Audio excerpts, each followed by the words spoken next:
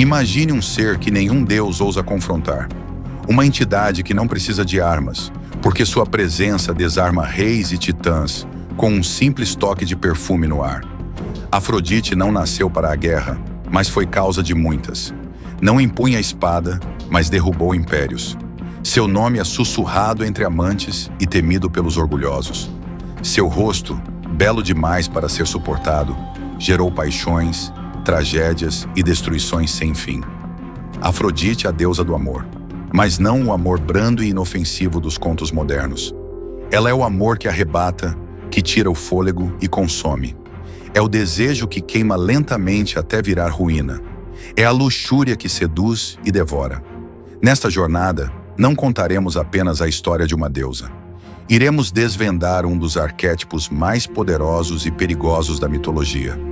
O feminino que não se curva, que não serve, o feminino que domina.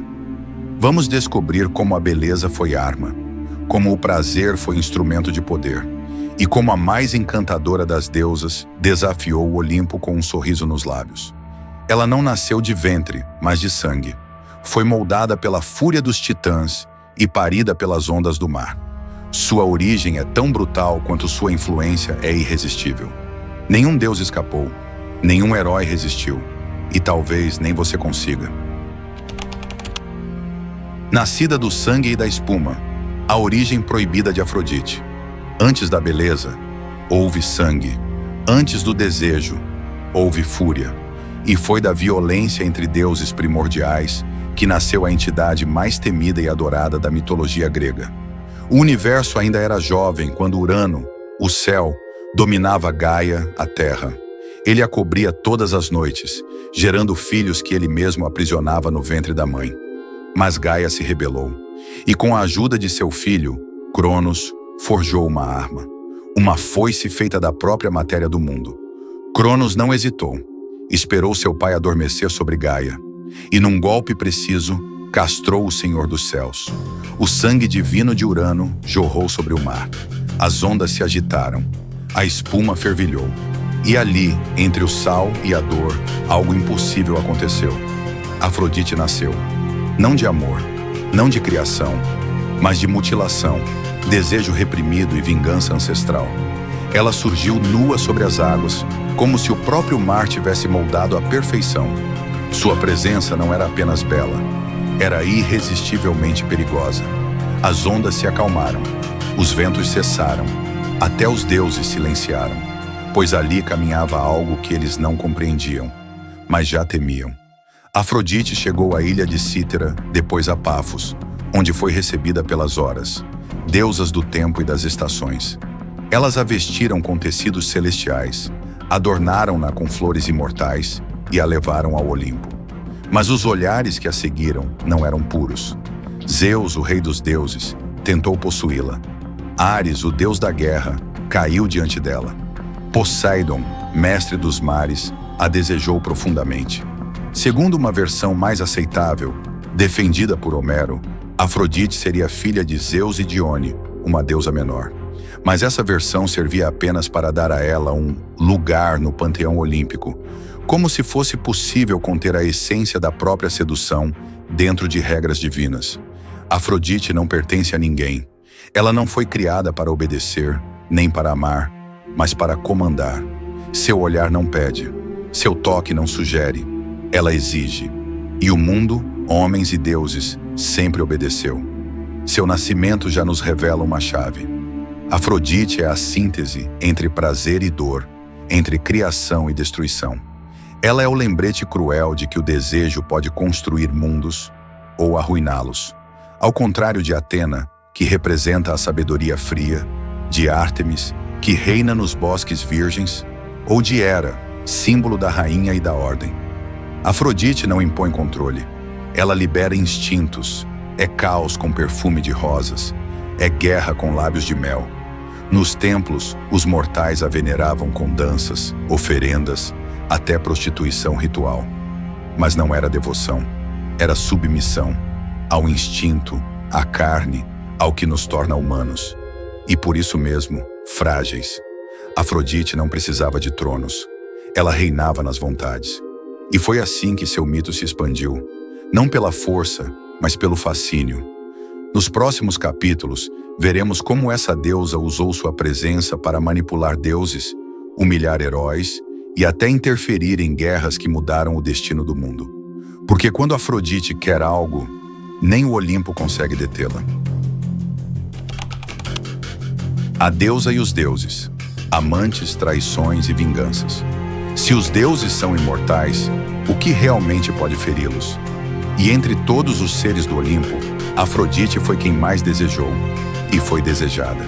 O trono do Olimpo era ocupado por Zeus, mas o domínio do coração dos deuses era de Afrodite. Ela caminhava entre eles com os pés nus, adornada de ouro, com cabelos como fios de luz e uma voz que transformava negação em súplica. Os deuses a olhavam com reverência e cobiça. Para evitar disputas que poderiam desencadear outra guerra celestial, Zeus decidiu entregar Afrodite em casamento a Hefesto, o deus ferreiro, mestre das forjas, mas também o mais desprezado dos deuses. Coxo, sujo de fuligem, solitário, o oposto da perfeição viva que agora seria sua esposa. Zeus não deu esse casamento por bondade. Foi uma prisão disfarçada de aliança. Hefesto foi o cárcere que Zeus acreditava ser seguro. Mas Afrodite nunca pertenceu a um único homem. No fundo das forjas, enquanto Hefesto moldava armas e tronos, Afrodite moldava outra coisa: paixões proibidas. Ela encontrou nos braços de Ares, o deus da guerra, aquilo que Hefesto jamais poderia oferecer: a força bruta, a virilidade, a violência que reflete a intensidade do desejo. O contraste entre a beleza e a brutalidade fez nascer um dos romances mais perigosos da mitologia. Hélios, o Sol, tudo vê. E um dia ele contou a Hefesto sobre a traição. Ferido no orgulho, o ferreiro divino preparou sua vingança com a mesma frieza com que temperava espadas. Construiu uma rede invisível, fina como seda e resistente como aço dos titãs. Armou-a sobre o leito conjugal, e numa manhã ardente de desejo, quando Afrodite e Ares se entrelaçavam, a armadilha caiu. Os dois amantes foram presos nus, imobilizados em pleno ato. Hefesto chamou os deuses. Os risos encheram o Olimpo. A vergonha, no entanto, não caiu sobre Afrodite. Caiu sobre os deuses que se viram tentados ao vê-la, mesmo aprisionada. Afrodite, humilhada? Nunca. Ela transformou o escândalo em triunfo. Sua nudez virou mito. Sua traição virou poesia. Sua liberdade um desafio. Mesmo depois desse episódio, Afrodite teve incontáveis amantes, tanto deuses quanto mortais. Com Anquises, um simples pastor, teve o belo Enéas, herói que daria origem ao povo romano. Mas nem isso foi sem dor. Quando Anquises se gabou da conquista, Zeus o puniu com um raio. O preço do amor da deusa era alto. Outros homens se renderam, outros reinos se curvaram. E muitas vezes, Afrodite usou seus encantos não por paixão, mas por estratégia, pois seu verdadeiro poder não estava no toque, mas no controle que exercia sobre o desejo alheio. Cada amante era um instrumento, cada paixão uma arma. Não havia exército que ela liderasse, mas quando Afrodite estava por trás, os exércitos marchavam, cegos pelo amor, pela luxúria, pelo ciúme. E assim, a deusa tecia suas redes, não com ferro como Hefesto, mas com promessas, suspiros e sonhos. No próximo capítulo, veremos como Afrodite deixou de ser apenas deusa do amor e se tornou responsável pelo conflito mais célebre da mitologia antiga, a Guerra de Troia. Porque às vezes tudo começa com uma maçã, mas termina em sangue. A Guerra de Troia, quando o amor custa 1000 navios. Existem guerras que se iniciam por ambição, outras por vingança, mas há aquelas que têm origem no lugar mais inesperado, no coração. E entre todas as guerras da antiguidade mítica, nenhuma foi tão devastadora quanto a que nasceu de um gesto de vaidade, de uma deusa e de uma maçã dourada. Tudo começou no casamento de Peleu e Tétis, os pais do herói Aquiles. Os deuses foram convidados para a celebração. Todos, exceto uma, Eris, a deusa da discórdia. Ferida em seu orgulho, Eris surgiu de surpresa no meio da festa, e lançou sobre a mesa uma maçã de ouro. Nela, uma simples inscrição: para a mais bela. Essa frase foi o estopim de uma disputa entre três das mais poderosas deusas do Olimpo. Hera, a rainha dos céus; Atena, a deusa da sabedoria; e Afrodite, a deusa do amor. Cada uma reivindicava a maçã como sua, incapazes de decidir entre si, pois como julgar o valor da beleza entre imortais? As deusas recorreram a um juiz mortal, Paris, príncipe de Troia, um jovem belo, mas ingênuo. Cada deusa tentou suborná-lo com promessas. Hera lhe ofereceu poder, Atena, vitória eterna nas batalhas. Mas foi Afrodite quem tocou mais fundo. Ela lhe prometeu a mulher mais bela do mundo, Helena de Esparta. Paris, enfeitiçado, entregou a maçã a Afrodite, e assim o destino foi selado. Helena, já casada com Menelau, rei de Esparta, foi levada, ou seduzida, por Paris e levada a Troia. O mundo grego se incendiou.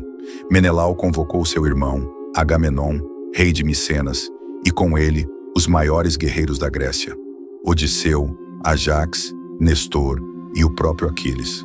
Afrodite, fiel à sua promessa, protegeu Paris e Troia. Hera e Atena, furiosas, apoiaram os gregos. O Olimpo dividiu-se, e os homens sangraram.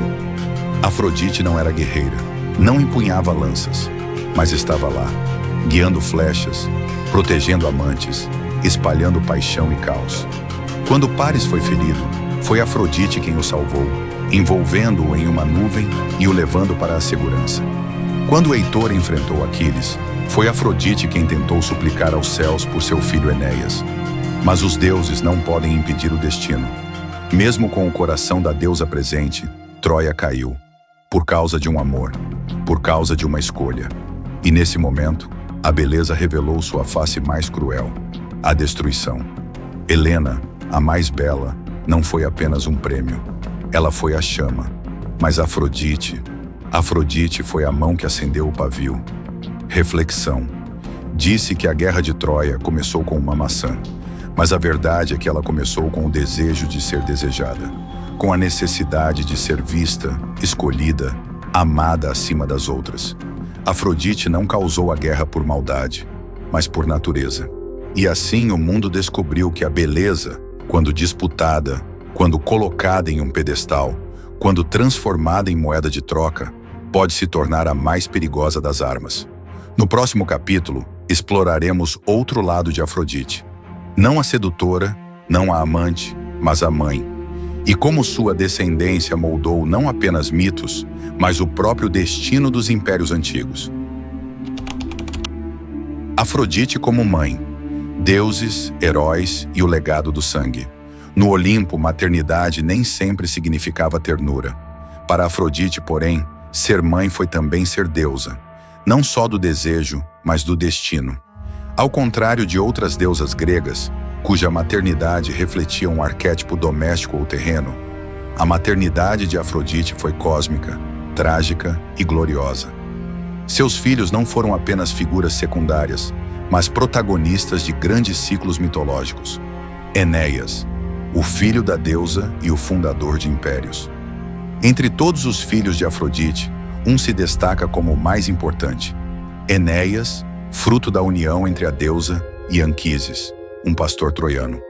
O mito conta que Afrodite, por ordem de Zeus, foi obrigada a se apaixonar por um mortal para provar o poder dos deuses sobre si mesma. Ela se apresentou a Anquises, disfarçada de princesa, e deitou-se com ele à sombra de uma montanha. Só depois revelou sua verdadeira natureza, deixando o pastor em pânico, pois qualquer mortal que visse a forma divina de uma deusa poderia ser fulminado. Afrodite, no entanto, teve piedade, e do ventre da deusa nasceu Enéas, um semideus, herdeiro da beleza de sua mãe e da coragem de seu povo. Mas seu destino não era permanecer em Troia, era fugir da destruição e fundar uma nova linhagem. Enéas escapou das chamas da cidade em ruínas com o pai nos ombros e o filho pela mão, guiado por Afrodite e pelo próprio destino. A saga de Enéas foi contada por Virgílio na Eneida, uma das obras mais importantes da literatura romana. Segundo o mito, Ele atravessou mares e tempestades, enfrentou monstros e guerras, até chegar ao Lácio, onde se tornaria o ancestral dos romanos. Sim, Roma nasceu do sangue de Afrodite. E assim, do útero da deusa grega, nasceu não apenas um homem, mas um império. Afrodite teve muitos filhos, e cada um representa um aspecto da psique humana. Harmonia, filha com Ares, personificava o equilíbrio entre as forças do amor e da guerra. Casou-se com Cadmo, fundador de Tebas, e seu casamento foi celebrado por todos os deuses.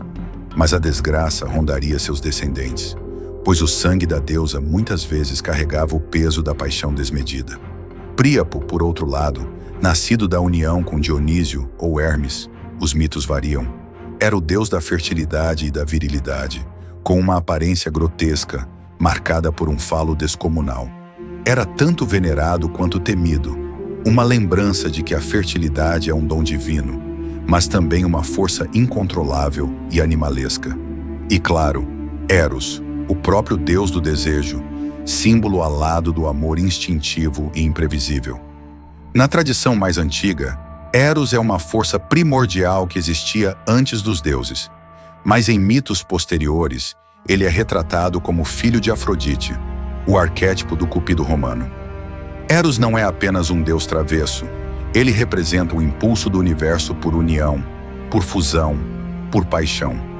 Afrodite não gerava apenas filhos, ela gerava arquétipos. Seus descendentes carregavam a dualidade da própria deusa: beleza e tragédia, sedução e punição, amor e destruição. Em cada linhagem tocada por seu sangue, havia algo de inevitável, porque onde quer que o amor profundo e a luxúria divina se manifestem, surgem também as forças do ciúme, do orgulho e da possessão.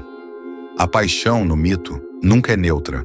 Ao gerar heróis e deuses, Afrodite eternizou seu poder em cada canto do mundo antigo, mas ela também plantou as sementes de incontáveis tragédias, como se cada beijo divino viesse com uma maldição escondida entre os lábios.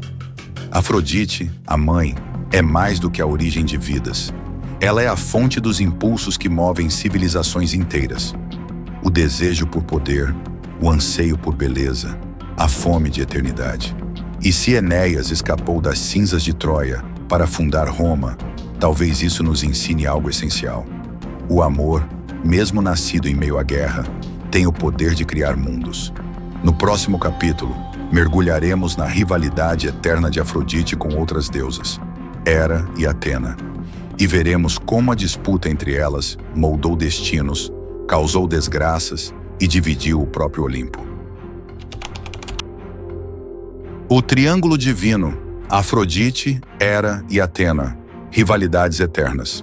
No coração do Olimpo, onde os deuses tramam e os destinos dos mortais são tecidos como fios de ouro, três figuras femininas dominam os salões do poder: Afrodite, Hera e Atena.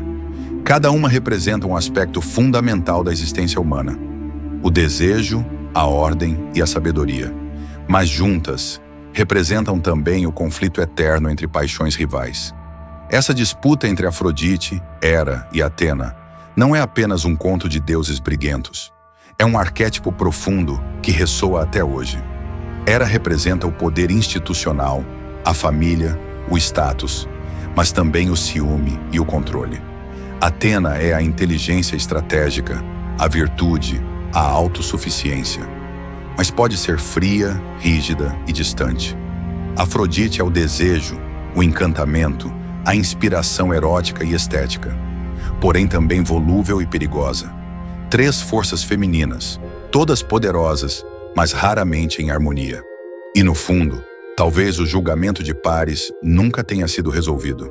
Talvez ainda hoje, todos nós, em algum momento, sejamos forçados a escolher entre elas. O Olimpo é um espelho ampliado da alma humana. E quando as maiores deusas da mitologia grega entram em conflito, não é apenas o céu que treme, é a psique humana que se fragmenta. O julgamento de pares não causou apenas uma guerra. Ele revelou que nenhuma escolha entre amor, sabedoria e poder vem sem consequências. No próximo capítulo, vamos mergulhar na Afrodite obscura, a deusa que também sabia seduzir para destruir. aquela que amaldiçoava com o amor e que fazia reis, heróis e até deusas enlouquecerem de desejo. Afrodite sombria, sedução, maldade e vingança nos mitos esquecidos. Nem todos os encantos de Afrodite traziam prazer. Em algumas lendas, seu poder era como mel envenenado, irresistível à primeira vista, mas mortal no fim. A mesma deusa que inspirava paixão e beleza também despertava obsessão, loucura e ruína. Um dos mitos mais trágicos que envolve o lado sombrio de Afrodite é o de Hipólito, filho de Teseu. Hipólito era devoto de Ártemis, a deusa virgem da caça, e desprezava o amor carnal e a luxúria, exatamente tudo o que Afrodite representava. Ofendida por essa rejeição, Afrodite arquitetou uma vingança cruel. Fez com que Fedra, madrasta de Hipólito, se apaixonasse perdidamente por ele. Fedra, consumida pela paixão imposta pela deusa, viu sua mente se deteriorar. Ao ser rejeitada por Hipólito, ela se suicidou, mas antes deixou uma carta acusando o jovem de tentativa de estupro. Teseu, cego de raiva, amaldiçoou o filho, e Poseidon atendeu seu pedido. Hipólito foi lançado de sua carruagem e arrastado até a morte. Afrodite, satisfeita, observava o desenrolar de sua vingança, lembrando ao mundo que negar o amor, mesmo o mais perigoso, tem um preço.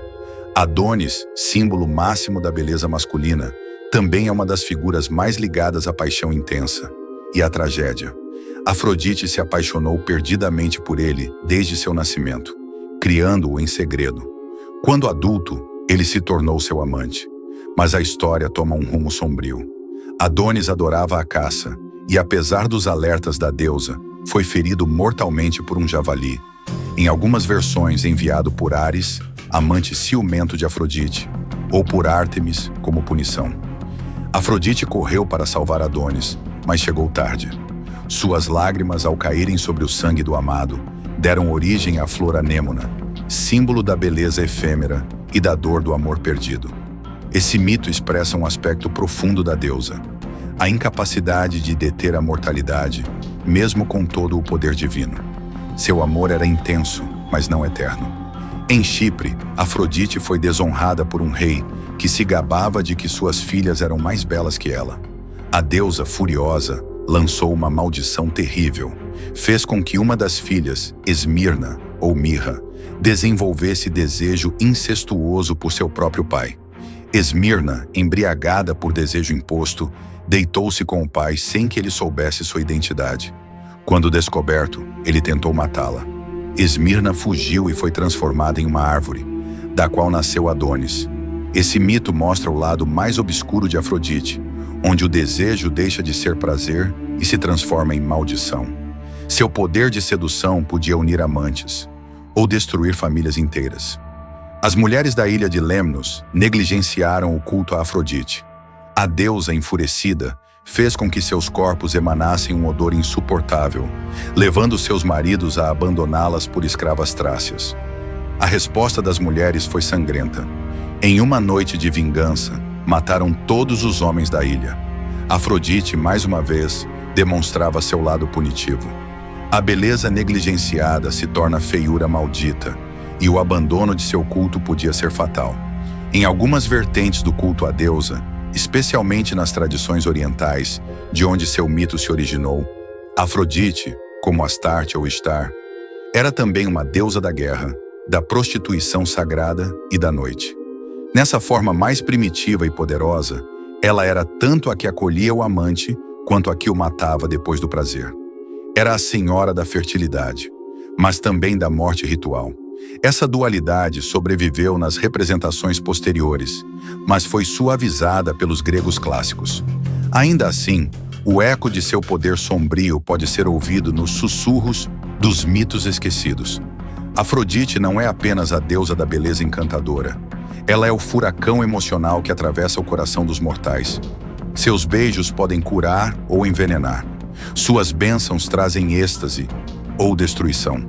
Ela é a prova de que o amor, na mitologia, nunca é simples. É uma força da natureza, imprevisível, violenta arrebatadora. No próximo capítulo, vamos explorar como o culto a Afrodite moldou o papel da mulher na antiguidade e como o feminino divino foi celebrado e temido. O culto de Afrodite, templos, sacerdotisas e o sagrado feminino na antiguidade. No interior dos templos de Afrodite, as cerimônias não seguiam a lógica dos sacrifícios sangrentos típicos de outras divindades. Em vez disso, invocava-se a presença da deusa por meio da música, da dança, do perfume, do toque. Era comum o uso de incensos aromáticos e óleos extraídos de flores, especialmente a rosa, símbolo supremo da sensualidade e da beleza. Cânticos eram entoados em línguas antigas, invocando Afrodite como aquela que desperta os corações dos deuses e dos homens. Em algumas festas, como as afrodisias, celebradas anualmente, os limites entre o corpo e o divino desapareciam. Homens e mulheres dançavam em êxtase, envoltos por véus, vinho e desejo. Era uma celebração da vida, da fertilidade e da conexão direta com o sagrado. Mas o prazer não era banal. Ele era ritualizado, respeitado e envolto em mistério. Era sagrado porque era perigoso. A alma que ousava se aproximar de Afrodite tinha que estar disposta a se despir por completo, não só das roupas, mas do ego. Com a ascensão do cristianismo e o endurecimento da moral sexual no mundo greco-romano, o culto a Afrodite tornou-se alvo de repressão. Os templos foram destruídos ou convertidos em igrejas. As sacerdotisas, outrora reverenciadas, passaram a ser acusadas de imoralidade e devassidão. O corpo deixou de ser visto como templo, tornando-se algo a ser negado. Afrodite, a deusa que reinava sobre o amor e a liberdade do espírito, foi reduzida a uma caricatura, símbolo de vaidade, tentação e pecado. Mas como toda deusa antiga, ela nunca desapareceu por completo. Seu culto sobreviveu nas entrelinhas, nos contos populares, na arte renascentista, na beleza celebrada em silêncio, nos desejos reprimidos. Ela permaneceu à espreita, nas sombras do inconsciente coletivo. Nos dias atuais, Afrodite ressurge, não apenas como símbolo de sensualidade, mas como arquétipo do feminino empoderado, cíclico, instintivo e criativo. Seus mitos nos lembram que o amor não pode ser domesticado, que o desejo é força vital e que o corpo, longe de ser uma prisão, pode ser um canal para o divino. Redescobrir Afrodite é reivindicar o direito ao prazer sagrado, ao amor pleno, à beleza como força transformadora. E talvez, ao olharmos para os velhos altares em ruínas, percebamos que ela nunca quis templos de pedra. O verdadeiro santuário de Afrodite sempre foi o coração humano. No fim de todas as histórias, resta o eco do mistério. Afrodite não é apenas a deusa da beleza. Ela é o enigma eterno da natureza humana. O desejo que move montanhas, a paixão que destrói impérios, a centelha divina que, mesmo reprimida, jamais morre. Nos salões antigos de mármore, nos campos perfumados de rosas, nos espelhos que enfrentamos em silêncio, ela ainda vive. Seu nome ressoa em cada suspiro de amor verdadeiro, em cada lágrima de saudade, em cada chama de desejo que nos lembra. Estamos vivos, e por isso sentimos, e por isso amamos, e por isso sofremos. A mitologia de Afrodite nos ensina que o amor nunca foi seguro. Ele é uma tempestade, uma revolução, um fogo sagrado que ilumina e queima. E talvez, no fundo, o verdadeiro poder da deusa não esteja em sua beleza, mas no fato de que ninguém pode ignorá-la. E agora, mortal que me ouve, você ousaria seguir Afrodite? Você suportaria os espinhos da rosa, o peso do espelho, o silêncio da concha? Se essa jornada tocou você, se o coração bateu mais forte ou a mente se perdeu nos véus da deusa, então não parta em silêncio. Inscreva-se no canal Entre Deuses e Homens. Curta, comente, compartilhe. Nos diga, qual lado de Afrodite você carrega dentro de si? A amante? A vingadora? A sagrada?